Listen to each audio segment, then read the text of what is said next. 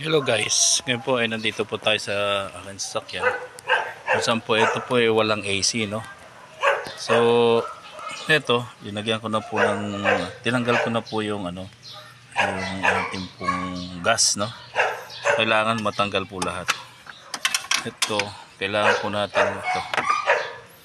Nalagyan po nito. Tapos, ito, bumili ako na sa Shopee ng refrigerant 134A. Guys, ito nga po yung mga kailangan po natin, So ito yung fittings po na panlagay po rito, no.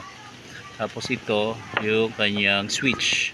Yung switch niya is merong matulis na bagay sa ilalim, pinakagitna. Para pag pinush niya po ito, o inikot niya at pinush, masisira po ito. Ito po na-push na to, no. Ito po nailagay ko na po. Pero ito po pinapakita ko lang po sa inyo yung kailangan. Tapos ito po, parehas po sila nito. So either po dyan kung ano pong bili natin. Then ito po yung ating low, height, tsaka suction hose. So ngayon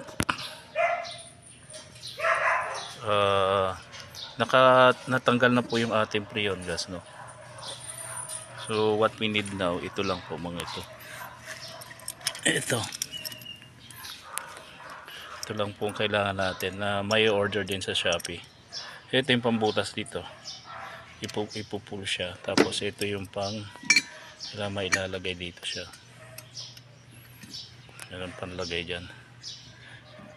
Pinaka-fittings nila available din po yan sa Shopee. So ayan po. Walang walang AC. So ayan. Kasi ito, may nakita nyo may gatla dyan. Sa Shopee din po ito. So set din po ito, mabibili. Pero pag bumili kayo doon, kailangan sa isang sa isang shop para hindi magkamali sa pag-o-order, no. Kasi ito sa isang shop ko lang in-order to, tsaka ito rin mga hose nya. Ano po ang kailangan? Available nga to, ito. Available po ito sa kanila. Tandaan po natin ito pong pinakadulo nito. As you can see, nakikita nyo po yung meron pong bagay na matulis doon sa gitna. Yan po yung magpupush para po mabuksan po to. O baka masira po yung naka-block dito na ano ba yun? Basta may naka-block po yan. Kapag pinush po yan dyan, ito po magpupush sa kanya. Pag na-push yan, lalabas ngayon po yung freon dito sa sistema, papunta pong low pressure ng ganyang sasakyan. Okay po. Sige, try natin. Ito, kapag inikot po natin yan, inikot po natin to pa clockwise, counter ba o bahala na. Pag inikot natin pababa yan, mapupush po itong ito. At sisirain po yung seal na nakalupo sa kanya. Yan. Kita ba natin sa araw? Okay. Hindi kita. Pero nandiyan po may matulis po bagay dyan. Pag pinos yun, masisira po yung seal dito sa baba. Okay? Start na. Now, start na po yung sakyan. Yan, start na po. Naka-start na po to. So nakauna po yung AC, naka-start na siya. So AC po natin ito sa maximum. Ngayon maglalagay na po tayo ng gas sistema.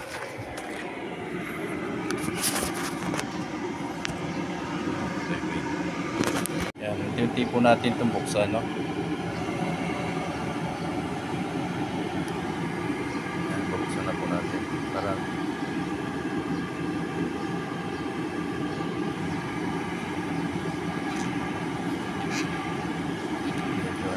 natin. Yun. Siguro naman bukas kasi dyan.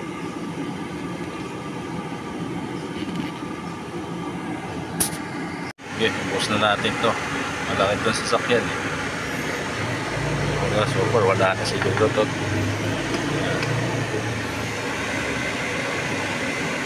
Kulang pa bili na lang uli, order na lang uli, kulang.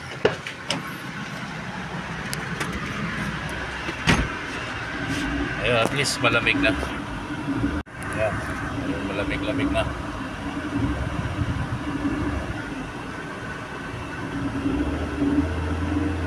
Ano po natin na 3,000 RPM.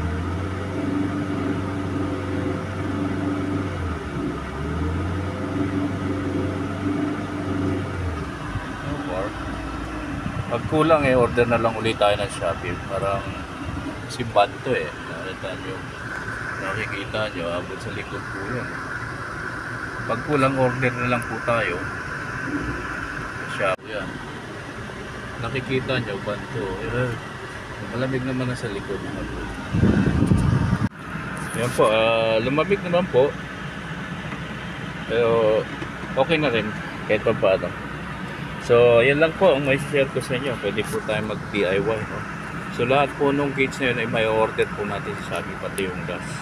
Para hindi na po tayo pupunta sa ibang shop para magpa-gas. No?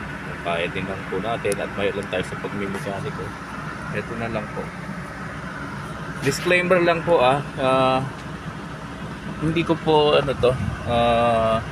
sinasabi na na lahat tayo ay gagawa nito. So at least yung gagawa nito ay may alam na po sa pagmemekaniko. Yun lang po. At sana po makatulong doon po sa mga mekaniko na mag-fill up ng gas kahit na hindi na po natin na kailangan pa